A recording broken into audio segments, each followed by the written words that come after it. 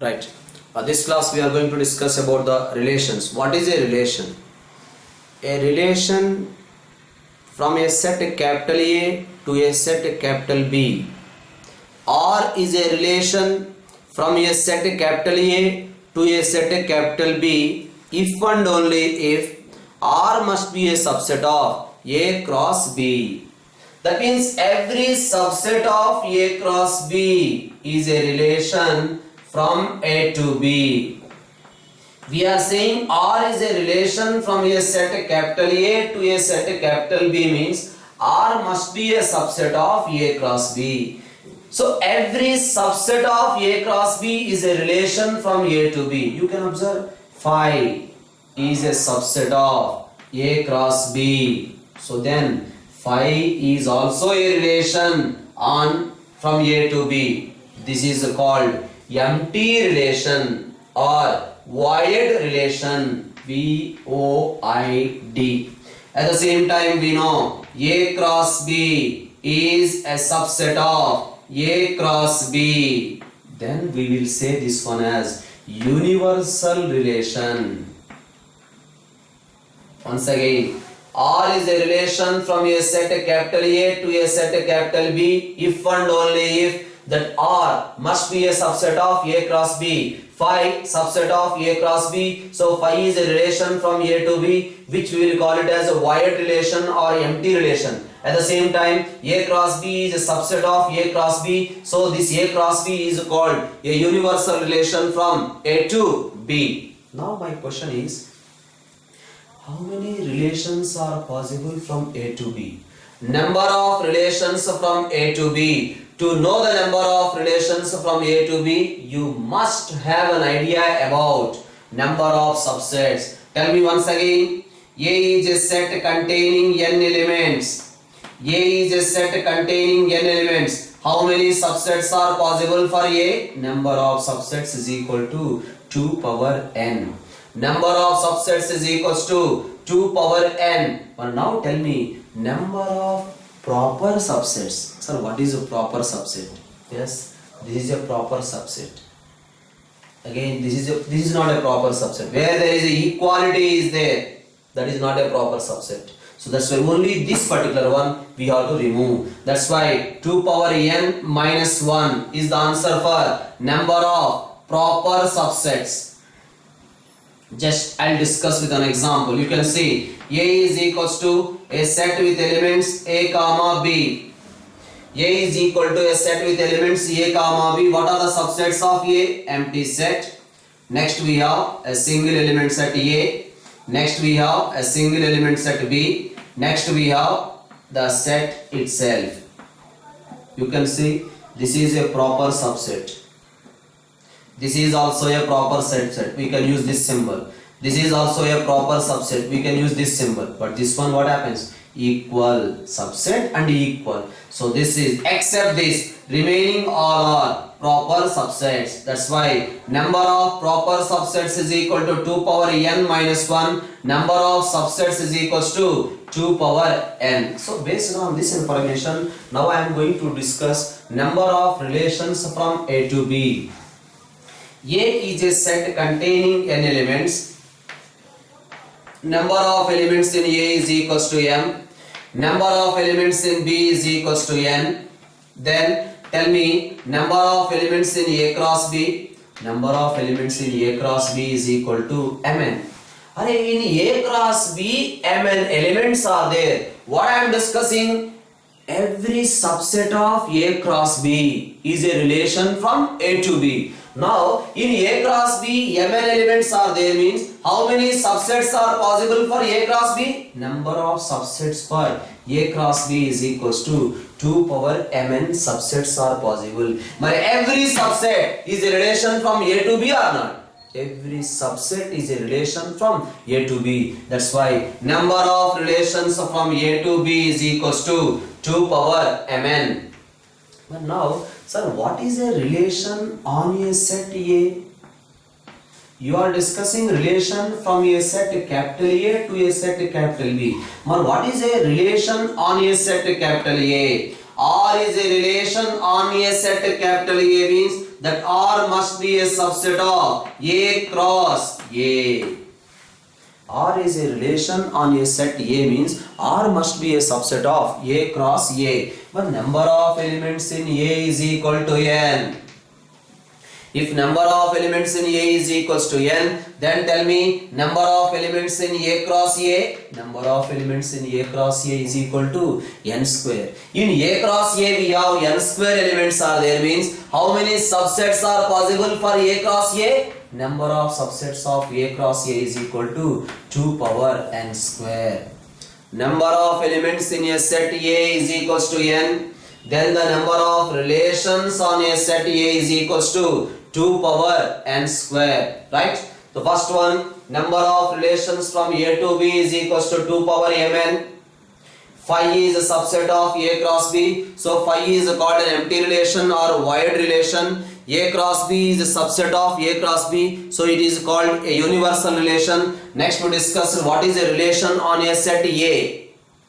R is a subset of A cross A. So that's why R is a relation on a set A. Number of relations on A is equals to 2 power N square. The reason is number of elements in A cross A is equal to N square. Number of subsets is equals to 2 power N square. Every subset is a relation from A to A. So that is about the number of relations from A to B, number of relations on a set A, and next what is an empty relation, what is a universal relation. Based on this, now I want to discuss a few questions on this, right? So let us see, the question is given like this. Diagrammatic arrow diagram given from a set A to a set B. Here they have given 5, 6, 7. This 5 connected to 3 given, 6 connected to 4 given, 7 connected to 5 given. So he is asking, represent this relation in roster form, represent this relation in set builder form. What is the domain of the relation? What is the codomain of the relation? What is the range of the relation he is asking. Okay, first of all, let us say the relation R. Now that R we are representing like this, R is equals to 5 comma 3. Yes. Next 6 comma 4 because 6 is connected with 4. Next we can write 7 comma 5. That is the way of representing in roster form. What we discussed about roster form? Listing the elements separated by commas within the braces. That is a representation in roster form. Now the same I want to represent in set builder form. X such that set of all ordered pairs x comma x minus 2 such that x belongs to the set with elements 5 comma 6 comma 7. You see, if you take x is equal to 5, this one you will get 3, 6 you will get 4, 7 you will get 5. So that is a representation in set builder form. The set of all first components is called the domain. The set of all first components is called domain. That's why we can write domain of R. Domain of R is equals to 5, 6, 7. Next, range of R. Range of R. The set of all second components is called the range. Range is nothing but the set of all second component, that is equals to 3, 4, 5. That is the range of the relation. Suppose a problem is given like this. We have 5, 6, 7 is there, and here we have 1, 2, 3, 4, 5 is there. 5 connected with 3, 6 connected with 4, 7 connected with 5, like this is there. Then we will call this set is the domain of a relation. This set is called the codomain of the relation, and all connections 3, 4, 5, that is called range of the relation. Range of the relation is always a subset of codomain. Range is always a subset of codomain. That is about the range of the relation and codomain of the relation. and the domain of the relation. What I am saying? Domain of R is equals to the set of all A such that A comma B belongs to R. Next, what is the range of a relation? Range of a relation is nothing but the set of all B such that A comma B belongs to R. So R is a relation from A to B, that we can relate it like this: A related to B. R is a relation from a set capital A to a set capital B, right? B is called the codomain. The set of all first components is called the domain. The set of all second components is called the range. The set B is called codomain. Range is always a subset of codomain. Range must be subset of codomain.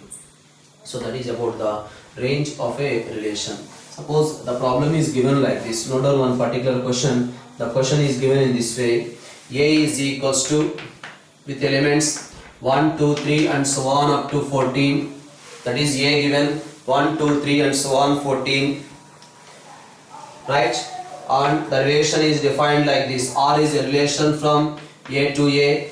R is a relation from A to A, defined as the set of all ordered pairs x comma y such that 3x minus y is equals to 0, where x comma x belongs to A, y also belongs to A. That is the question given.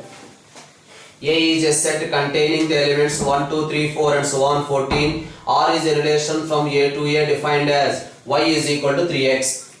Y is equal to 3x. He is asking to represent this one in roster form first of all. Come on, roster form. Y is equal to 3x. Or x is equals to 1, we will get y is equal to 3. Next, x is equals to 2, we will get y is equal to 6. X is equal to 3, you will get y is equal to 9. X is equals to 4, we will get y is equals to 12. That's all. Because if you are taking x is equals to 5, you will get y is equal to 15. 15 not present here.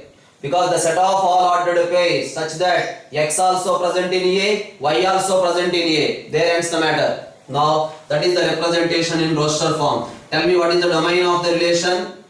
Domain of R is equals to first components 1, 2, 3, 4. That is the domain. Range of R is equals to the set of all second components is called the range. That is equal to 3, 6, 9, 12. That is the range of the relation.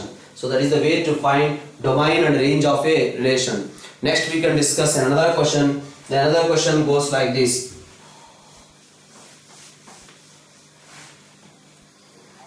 So the question is given in this way: R is equals to x comma x plus 5, x comma x plus 5, and x belongs to, as that x belongs to, the set is given 0, 1, 2, 3, 4, 5. Right? Now tell me, what is how to write in roster form? 0, 5. Yes. Next 1. Because we have to find out all the elements. R is equals to x comma x plus 5. We have to find out the domain and range of the relation. So 1 you will get 6. Next 2 we will get 7. Next 3 we will get 8.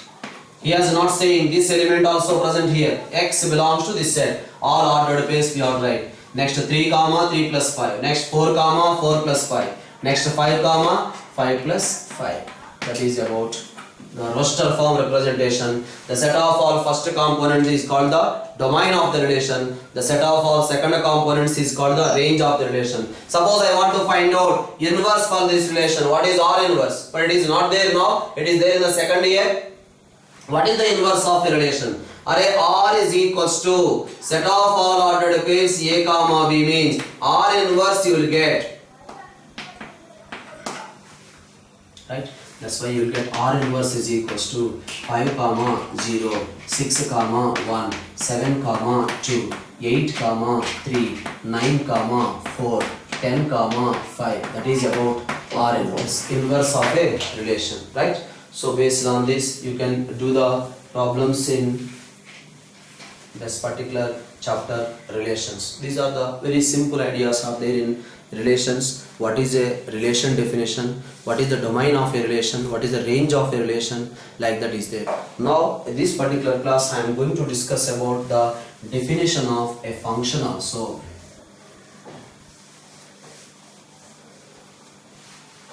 So to make you people to understand the definition very clearly, I am going to use that one terminology which I am not going to use in the class, but try to, because with that idea you can follow the definition so easily, right? So what is the definition of a function? A relation F from a set capital A relation F from a set capital A to a set capital B is said to be a function. A relation F from a set capital A to a set capital B is said to be a function if every element of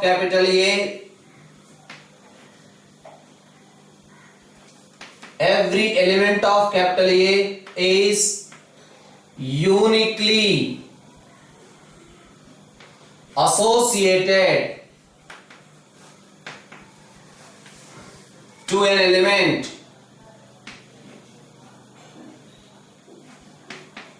in the set capital B. That is actual definition. A relation F from a set capital A to a set capital B is said to be a function if every element of capital A is uniquely associated to an element in the set capital B. So first one is every element of capital A is uniquely associated. A relation F from a set capital A to a set capital B is said to be a function. Every element of capital A is uniquely associated to an element in the set capital B.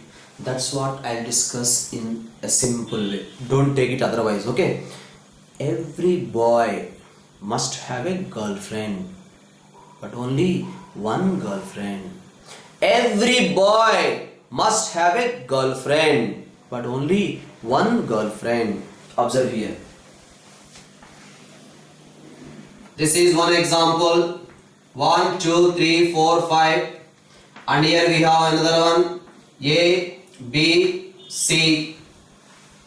So 1 connected with A, 2 connected with A, B, 3 connected with C.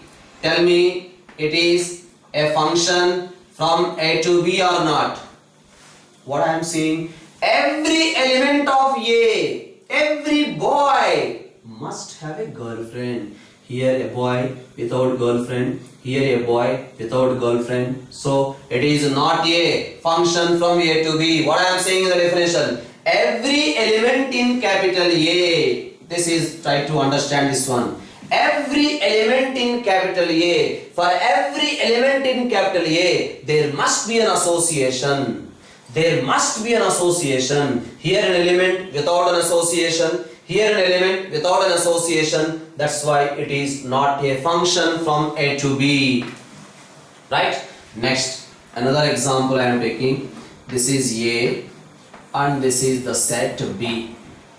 So 1, 2, 3, 4, A, B, C, D, E. 1 connected with A, 2 connected with B, 3 connected with C, 4 connected with D, 4 connected with E also. 4 is connected with D, 4 connected with E. A boy with more than one girlfriend. What I am saying, every boy must have a girlfriend, but only one girlfriend. But a boy with more than one girlfriends. That's why it is not a function. What I am saying, every element has an association. Yes, first condition is satisfying, but that association must be unique. Uniqueness condition not satisfying, because 4 is not uniquely associated. 4 is associated with D, 4 is associated with E also. That's why it is not a function from A to B. Another example you can see. This is one and this is another one. A, and let us say this one as B. And I am saying this is not a function. This is not a function. This is not a function. Now observe here. 1, 2, 3, 4, and here we have A, B, C. 1 connected with A, 2 connected with B, 3 also connected with B. Come on, tell me. Every boy has a girlfriend. Every boy has a girlfriend, but only one girlfriend or not. He is associated with A only. He is associated with B only. He is associated with B only. He is associated with C only. Yes, it is a function. Every element has an association. That association is unique. Every element has an association. That association is unique. Yes, uniqueness condition is satisfying here. 1 is associated with A only. There is no other connections for 1. 2 is associated with B only. There is no other associations for 2. 3 is associated with B only. No other connections for 3. No other connections for 4 except C. So that's why it is a function from A to B. That is the definition of a function. So try to catch that particular point. Every element of capital A is uniquely associated to an element in the set capital B. Every element, uniqueness. These are the 2 points. Every element in capital A is uniquely associated to an element in the set capital B. Then we say that F is a function from A to B. If F is a function from A to B, then we will write in this way. F is a function from A to B. That we will write it as F maps from A to B. F is a function from A to B. We will write in this way. A is called the domain of the function. B is called the codomain of the function. And the set of all functional values. Here you can observe in this particular example, this is the only function. What I am writing that one as? 1 connected with A. Yes. 2 connected with B. Next. 3 connected with B. Next. 4 connected with C. This is a function. The set of all first components is called the domain. The set of all second components is called the range. That's what we are saying, functional values. F of 1 value is equal to A. F of 2 value is equals to B. F of 3 is equals to C. F of 3 is equals to B. F of 4 is equals to C. We will write in that way. F of 1 is equal to A, F of 2 is equal to B, F of 3 is equal to B, F of 4 is equal to C. So 1 is called pre-image of A. What I am saying? Pre-image. This 1 is called pre-image of A, 2 is called the pre-image of B, 3 is also called the pre-image of B, 4 is also called the pre-image of C. So this is called the pre-image of A, 3 is called the pre-image of B, 4 is called the pre-image of C. At the same time, A is called F image of 1, B is called F image of 2, B is called F image of 3, C is called F image of 4. The set of all F images are F image of 1, F image of 2, F image of 3, F image of 4. The set of all F images is called range of the function. That's what. The set of all. A is called the domain of the function, B is called the codomain of the function. The set of all F images. What are the F images? A, B, C. The set of all F images is called the range of the function. Right? So what is the definition of a function? What is the domain of the function? What is the codomain of the function? What is the range of the function? So that's what I discussed about exactly definition of a function. So try to go through these ideas. Next class we are going to discuss in detail again from the definition, what is domain, what is a codomain, what is a pre-image, what is F image. All these points again we'll discuss in next class. Okay, thank you.